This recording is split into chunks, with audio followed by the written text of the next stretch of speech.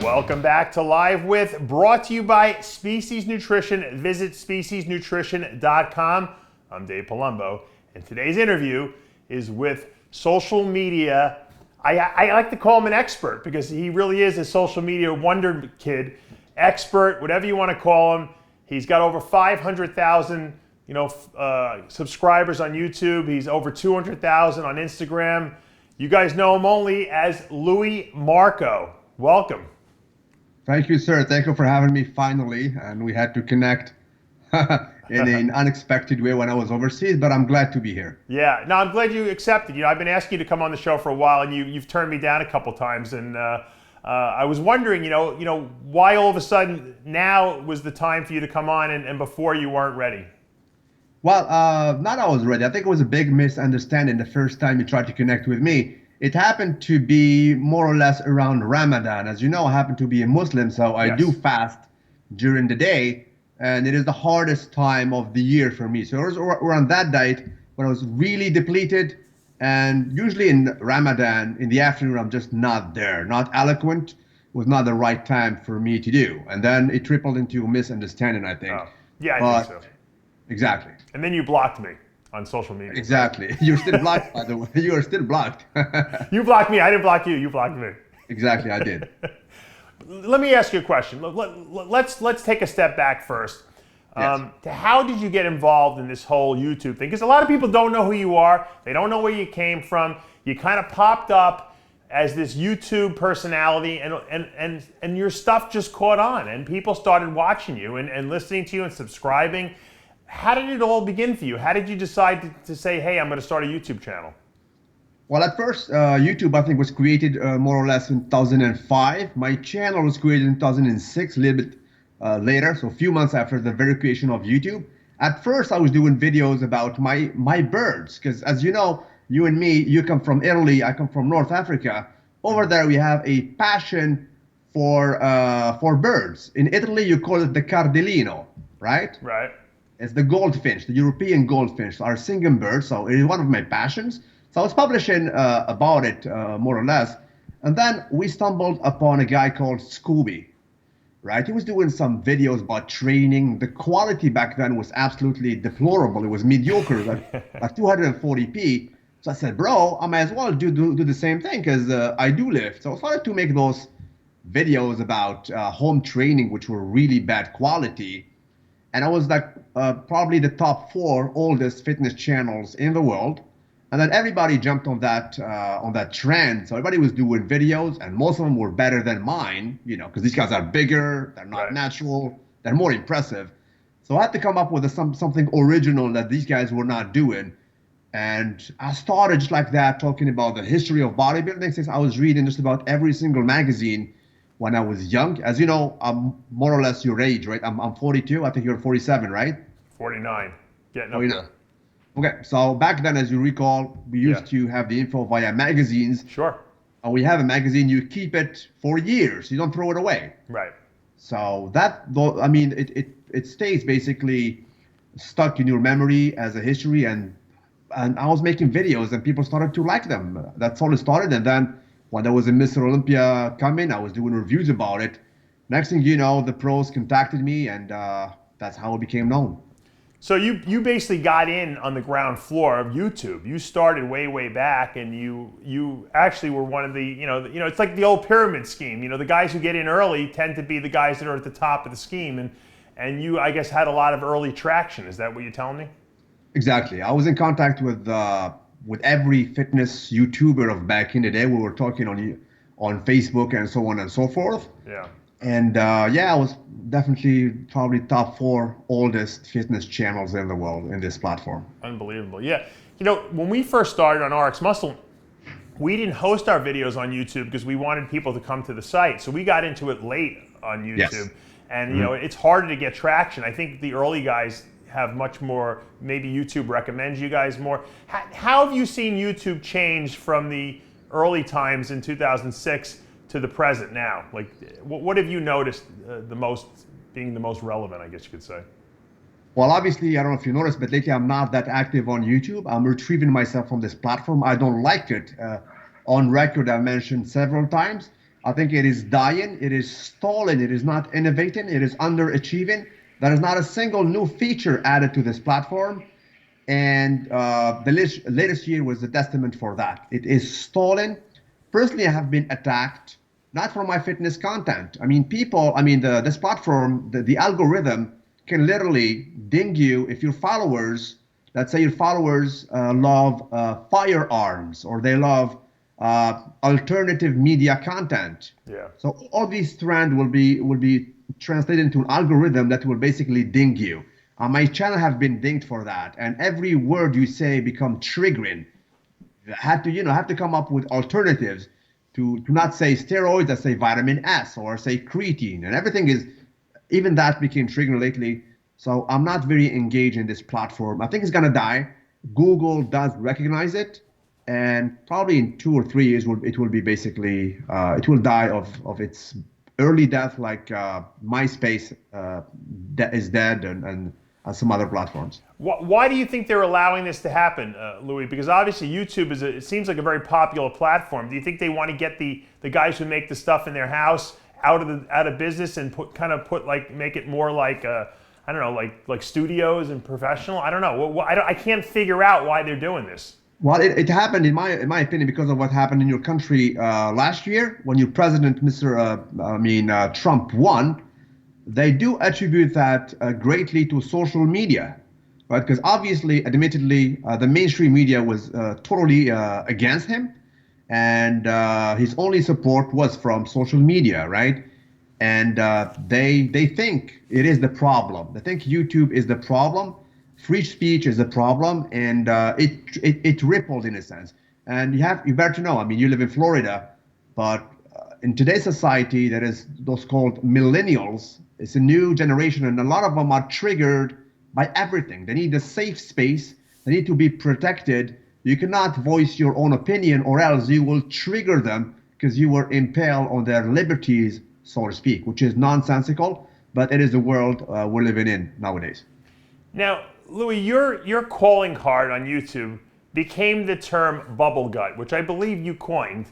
Yes. How did that come about, and why do you think it caught on so much?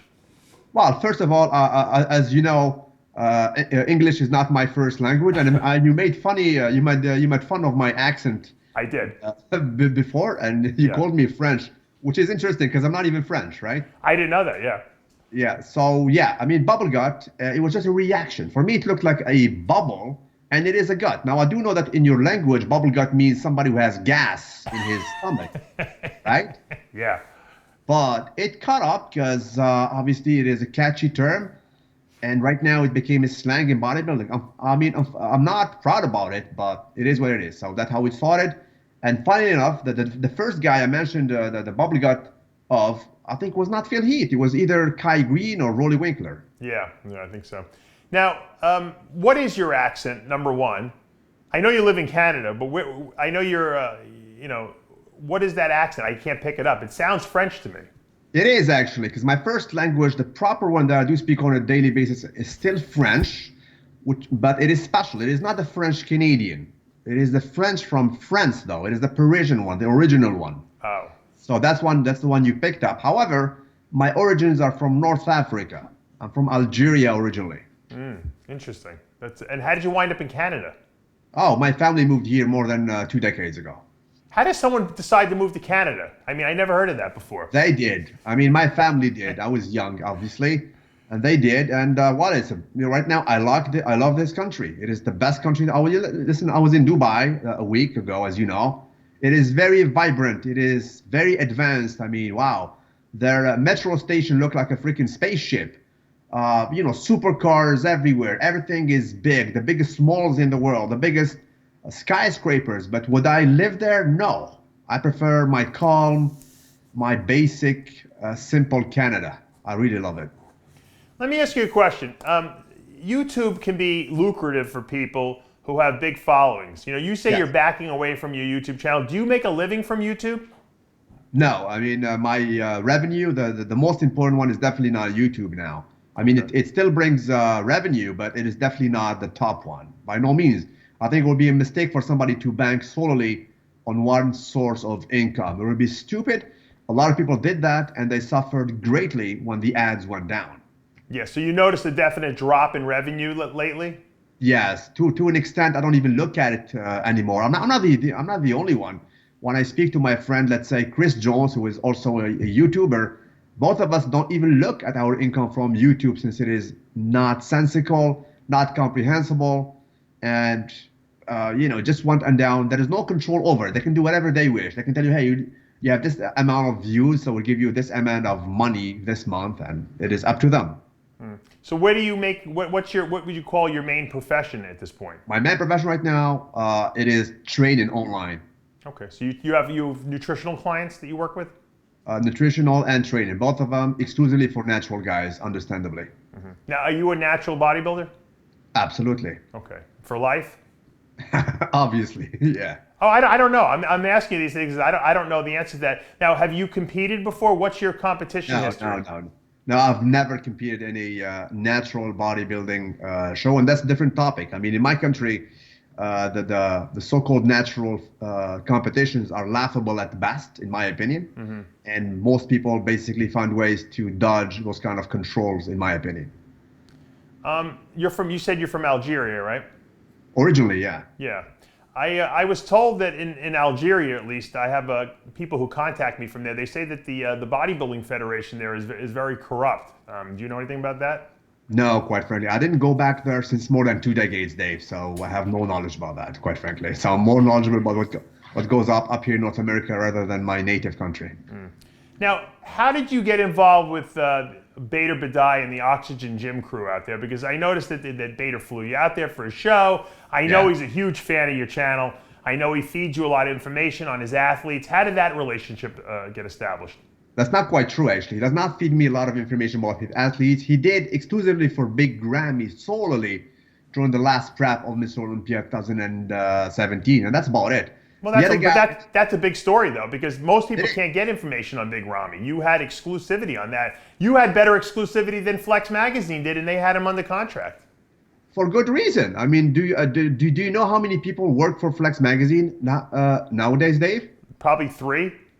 Maybe 2. That's what I've been told in Dubai less than a week ago.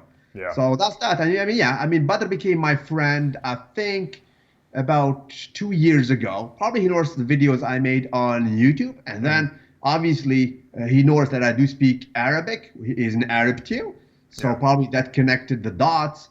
And for the fact that I went to Kuwait, it is not the first time he invited me. I mean, he invited me like twice before. I didn't go, right? And this time it was like a very last thing to do. I had to redo my passport. It was very close, and then I finally went. It was amazing, but as you notice, it's not my big thing going to fitness venues. I really pushed that to the limit, to the extreme, and I didn't go for the longest time.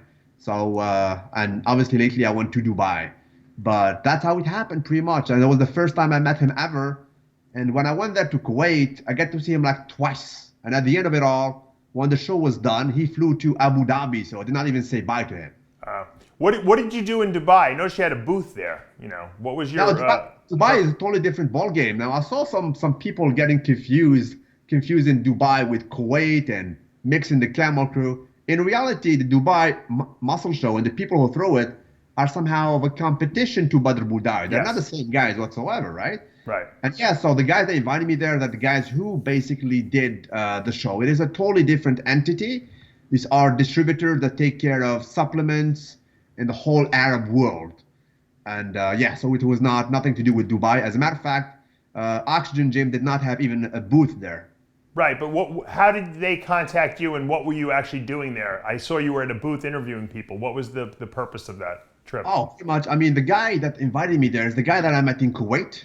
Incidentally, when I went to see the 212 show, and pretty much he saw my interaction with the teens. He was surprised how much I was popular, and me too. Quite frankly, Dave, I knew I was popular, but not to that extent. So I was in Kuwait, people were stopping me in the street, of course in the venue itself. And that was already something big. But when I went to Dubai, it was a different ball game. Because I was losing my voice. I could not literally move from one booth to another. I was being stopped by everybody. I was going to take a leak, people stopped me. Going to the mall, people stopped me. Going to the restaurant, people take pictures of me. It was overwhelming. I didn't know I was that known. Even myself, I definitely underestimated the power of social media. When people come up to you at these shows, like, when I used to travel and I was, at my prime, people would want to, take pictures of me and they wanted me to flex my arms and this and that. What do people say to you? Do they kind of hit you with bubble gut? What are they like? How do they approach you? Everything, man. They bring me some stories of back in the day when I was doing videos about a certain subject. They brought all the memories of my videos of back in the day. They ask me questions. They're starstruck. They're shaking, bro. Really? Are you? And pictures, of course, and I forgot their name, and I meet them back again. And we went, me and Arash, to that gym, which is supposedly like the famous gym in Dubai. I thought I would be like a regular dude, I'm not the biggest guy, obviously. Yeah. I'm not impressive whatsoever by my size. But 5 minutes in, like, everybody was coming, taking pictures, and you go to drink, people recognize you. It was absolutely amazing. I did not expect it to be that big. Yeah, that's pretty cool. Now, I think you have an Arabic YouTube channel, don't you? You know what? I started to do it, but then again, I made like a video or two on it, and I didn't. So a lot of work. It's a lot of work, these channels. Yeah. A lot of work. People don't know. You have to edit the whole same thing and to translate, and it's not easy. I mean, I do speak Arabic, but to load the freaking software and get used to it is a different ballgame, because obviously I don't speak it on a daily basis. Gotcha. All right, so you're at this booth in Dubai. You're doing interviews, and William Bonac, who was our third place finisher at the Olympia this past year, comes up to the booth, and what happened? You know what? I'm going to roll some footage we have first. Let's watch. I don't know if Tyler, you ready for that or no? Okay, we're going to roll some footage I got of that incident, and then we're going to talk about it. Okay, so let's roll that. Okay.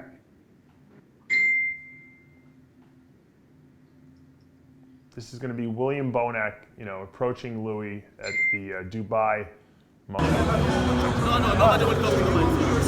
What you think about the mic? I'm talking to you, you say you want to talk on the mic for what?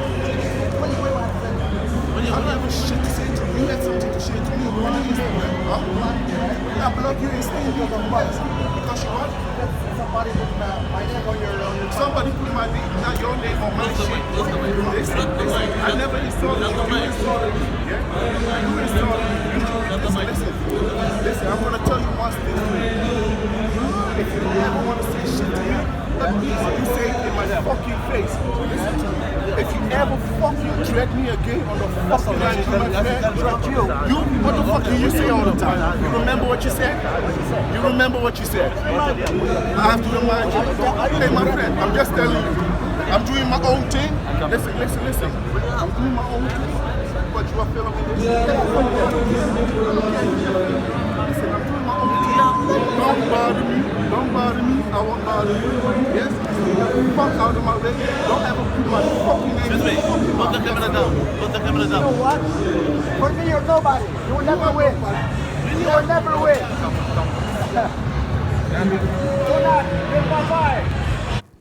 All right, so that was William Bonac confronting you. He seems to think that you said something about him, disrespectful. What transpired between you and Bonac once and for all? Give us the story, Louis.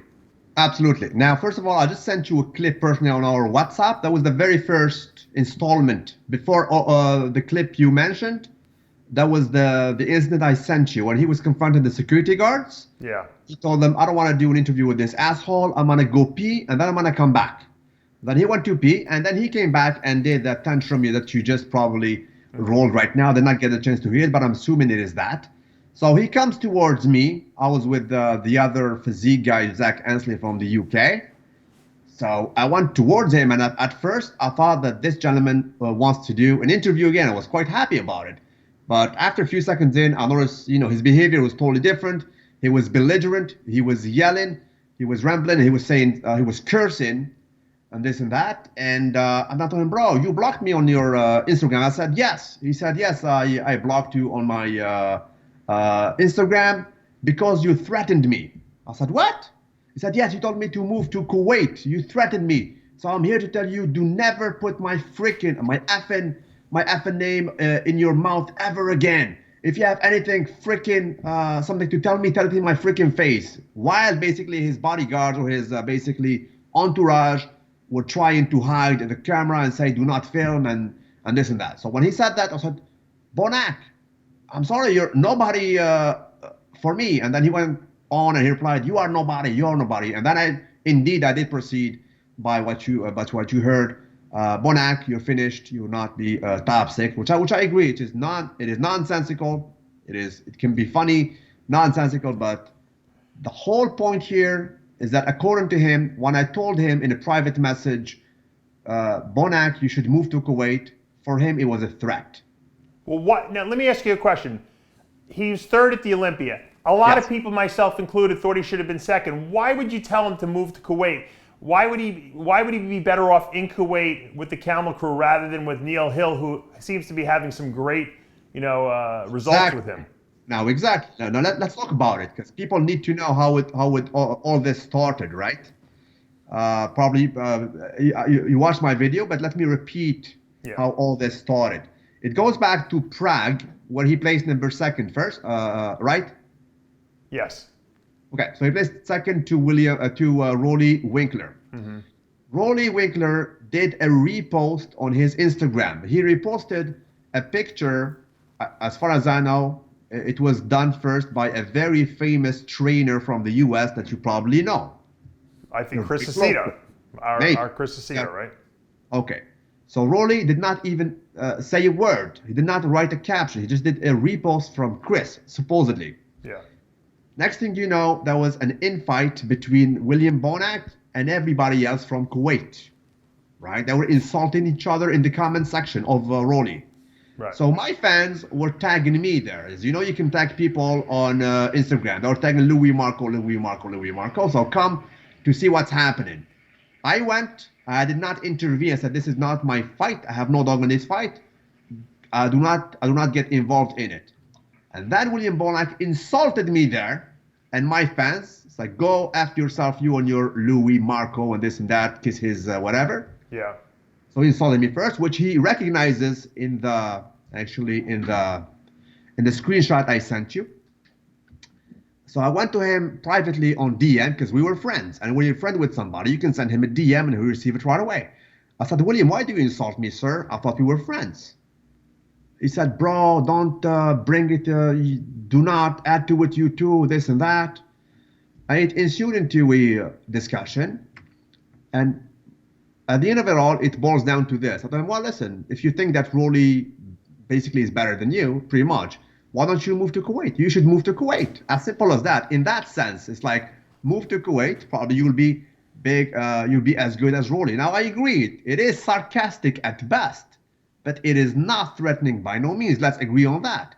As a matter of fact, I thought at first it was a language barrier. So I spoke to Dutch people, to people from Ghana, from different backgrounds. They said, no, bro, this is no threat. So I have no idea how in his mind he does consider this as being a threat. As a result, he basically does all that tantrum, all that trembling, all that basically, verbal attack against me in Dubai. Yeah, so it really wasn't a threat. What what he should have said was it was disrespectful for you to say that, because he could have said that. Yes. And bear to know, this was done in DM, direct messages off record. It was not a public thing. Right. Do you think that bodybuilders today are too sensitive and they get you can't critique them at all, and they get all up in arms and they get in their feelings and stuff like that? Some of them, yes. Listen, as you heard on that video, he told me, don't ever put my freaking word in your mouth. So I'm a blogger. According to him, I should never speak about number 3 Mr. Olympia, because he threatens me. Yeah. So I'm a blogger in our era, and you know well about this, where the magazines are dying. They're getting thinner month after month. You guys, us, the bloggers, are the last of the Mohicans speaking about bodybuilding. Right. He wants to shut us off never put my freaking name in your mouth. I mean, even if I did critique his physique in a severe way, he does not have the right to try to shut me down. Right. But do you think that that Bonac should have beat Ramy? Because you were very high on the Ramy train after the Olympia. And personally, I thought that Ramy was a little off at the Olympia and the post-Olympia tour. You seem to be pretty high up on Ramy. I don't agree, actually. I've never said that Big Ramy dialed in completely. In my opinion, we've never seen a proper version of Big Ramy yet. I still have to see it. And I made an interview with a very famous Indian channel about a month ago.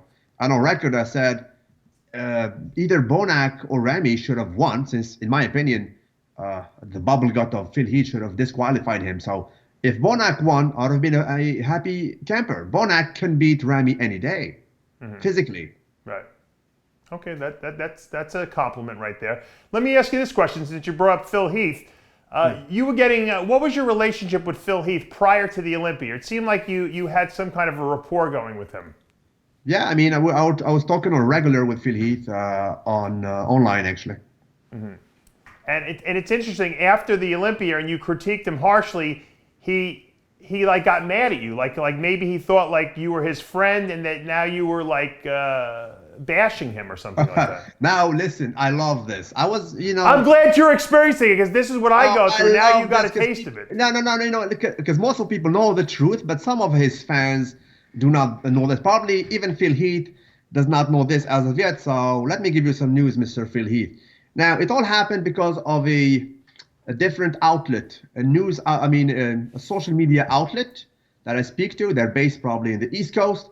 And these guys told me off record that they could not have an interview with Phil Heath because he has a contract exclusivity, right? So they were not able to get him into that famous documentary. Yeah. You get what I'm saying, right? Yes. So I asked him, Phil, is it true that you have an exclusivity contract? He said, yes. I said, okay, fine. And just like talking like that, I said, what about your girlfriend? Does she also have an exclusivity contract? He said, yes. And then his girlfriend, when I was talking to her, because I was talking to her also on a regular, she said, no, I don't have an exclusivity contract. So I said that in that case, this means that Phil is lying to me. And it stopped right there. Right? And in his mind, he thought I was looking for an interview with him, and that's why I got mad. I never asked him, Phil, let's do an interview. I'm not chasing interviews on YouTube. The last interview I made on YouTube, as far as I know, was with a guy named Jason Genova, right? As simple as that, you know him. I met Kai last week. I didn't do an interview. I met Ramy several times, didn't do an interview. I met everybody. Did you see me do an interview? I'm not running to chase interviews. My fans can confirm. Kai invited me 3 times to go and do an interview with him. I did not do it. So he thought that I got mad because I did not get an interview with him. No, I was just asking him if he did have a contract that basically forbid him from doing an interview with that famous documentary outlet. As simple as that. And he got it all twisted. Gotcha. Now, it's interesting because after the Olympia, you were very critical of Heath's victory because you felt that he had a bubble gut. Yes. And you felt he shouldn't have won because of that. And Phil basically really lost his cool and went off on you on some videos. What did you think of that? You know what? Quite frankly, people will be probably surprised. I don't hate Phil Heath. I mean, I feel sorry for him. I think he was shooting himself in the foot. I mean, the best bodybuilder in the world, Mr. Olympia 7 times, going off few minutes after the win, cursing versus a blogger. It says a lot. What is the legacy? What is the image that he tries to portray as the very ambassador of this bodybuilding? Bodybuilding was actually in a dire situation. I think he needs more positivity. He needs to, a king must be kinging. And by all means, I don't think he was acting as a king, right? People, I mean, if you bring people who are outside of bodybuilding, and you tell them who is the ambassador of the sport, they will say Kai Green right away. So Kai Green, in my opinion, is doing what Mr. Olympia should be doing. As a matter of fact, Kai Green transcends Mr. Olympia. You can go ahead and take a look at the social media of Phil Heath. Since Mr. Olympia, he's probably posted about 15 posts, and some of them are about T-shirts, about dogs, about cars. So you tell me if this is a good, proper ambassador of bodybuilding. We didn't see him after Mr. Olympia. He went to Barbados and he did a show, and that's it. Yeah. Let me ask you a question. Let's step back to this your relationship with Beta Badai again, because Yes. a lot of people, and I'm bringing this up here, I'm not saying how I feel about it, I'm just saying how people believe that you're on the payroll for Beta Badai and Yep. that you are his propaganda machine, Yep. which is not necessarily a bad thing if you're making a living from it. I mean, is that true? Absolutely not true. I wish I would receive a lot of money from Bud because he is definitely rich. And for the record, last time I went there, I went for business with a common friend of ours, right? Yes. So I'm all business. Me, when I move to a certain country, there needs to be proper business. If not, I will not go. Same was this way. I'm there. As I mentioned, those are the major distributors in the region. I'm not there to dance, not to sing. Quite frankly, it is dreadful for me to travel. You can ask Arash Rahbar. The food is good, but bro, the sleeping pattern, you eat whatever, and humidity, and it's a mess, right? Yeah, but Badr, no, does not pay me whatsoever. Okay. I was harsh on his athlete. You remember when Big Ramy came in 2016? I called him medium Ramy. I said, bro, you're medium Ramy, to not say mediocre Ramy. Ramy blocked me from WhatsApp back then. He blocked me, literally. I was with Jose Raymond a few months ago when he placed second in Kuwait. We were leaving Kuwait. In the airport, I told Jose, look who has started to follow me. Ahmed Ashkenani started to follow me when I was leaving Kuwait. Ahmed was not even my friend. These guys, people think I speak to them on a daily basis. No, I don't. I'll speak to Abdullah because I hooked him, I hooked him with some clients. And that's that. I speak to Abdullah with more than everybody. With Badr, probably I speak every 3 months or so. Do you think that Ahmed Ashkenani deserved to win that Kuwait 212?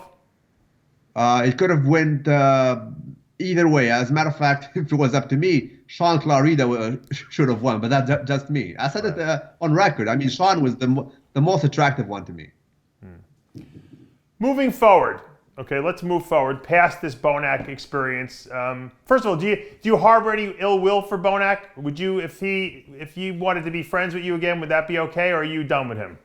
Well, every action has a consequence. He did not apologize so far. He accused me of lying, and on the screenshot I sent you, he accused me of basically mocking him when he was talking to me, which is absolutely not true. Because as a testament, he was already aggravated before he reached me when he was saying, "I don't want to do an interview with this asshole. I'm gonna go pee. I'm gonna come back." So no, he did something wrong. He should step back for it as being number 3 in the world. Did not offer any apology. You know very well that everybody is connected in the fitness world. He could reach me. We have mutual friends. All he does is he shot his social media comments and he stand by his grounds, basically stating that I threatened him by mentioning, by advising him to go to Kuwait. Now, if it is the truth, let him come and talk about it. I can face him in any debate any day. Bonac, come online, man up about it, and tell me to my face and to the whole world that me telling you should move to Kuwait is a threat in your twisted logic. But you do admit, though, that it could have been construed as being disrespectful? It can be disrespectful on off record, but tell me, Dave, I mean, 2 weeks ago, you have been supposedly mistreated in a venue and they pushed you out, and you came online and you made a video about it. Should you be arrested for that? No, but... It is free speech. Right. So if I tell you should move to Kuwait, you don't. I mean, listen.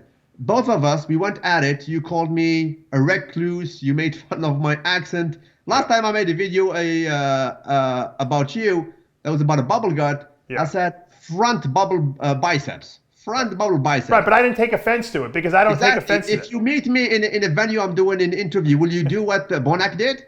No, because I don't take offense to things. I don't take things personally. I can make fun of you, you can make fun of me, and I'll still sit down and have dinner with you because I don't take that stuff seriously. To me, a lot of this, of what I do, I don't know about what you do. A lot of what I do is shtick, and it's funny, and I try to spice up things, and it's nothing personal. A lot of people in our sport take everything so personally. It's such they can't laugh at themselves. It is about civility. It is about civility. It is about respecting the laws. And by the way, what he did, and you alluded to this in your previous video, what he did, is completely illegal in the UAE. I repeat, what Bonac has done is completely illegal in Dubai. Cursing at somebody, basically threatening somebody like he did verbally without even touching is completely illegal. So people were basically pushing me to press charges until the last night I was there. I did not do it. Yeah. Well, when I was there in 1996, I was there. I was with a bunch of pro bodybuilders, and one of the guys we were there with punched out one of the Lebanese guys, bodybuilders there, and they were going to like arrest him. I mean, I had to negotiate a peace essentially. We had to give a public apology. And then they let the charges go. But yeah, you're right. It is serious there, and you got to be careful. The rules do change in other countries. It's not the United States where you can get away with pretty much saying whatever you want.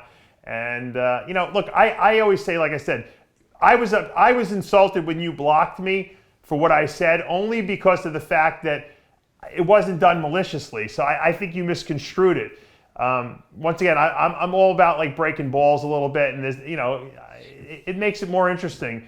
You know, now that we're talking, I think you realize that there was no malicious intent on my part. You know, I respect what you're doing, but that doesn't mean I can't break your balls about it a little bit. Absolutely. It's all fair game, Dave. Yeah. It's all fair game. And listen, I mean, you and me, we weren't at it like crazy. And listen, we're talking with civility, with respect. That's what you should do. At the end of the day, I mean, us as being a blogger, having followers, him as being a top 3 in the world, having fans, we need to basically act as by example. We need to lead by example. Right. Is he leading by example? Absolutely not. I'll go ahead on record right now. Mr. Bonac, you acted in an outlandish, disrespectful, and utterly thuggish way that I do not salute. I'm sorry. You have to answer for it. You either apologize or confront me and say the truth to your fans that Luimarco triggered you by basically telling you to move to Kuwait and deal with it. They will laugh at it, but it is the pure truth.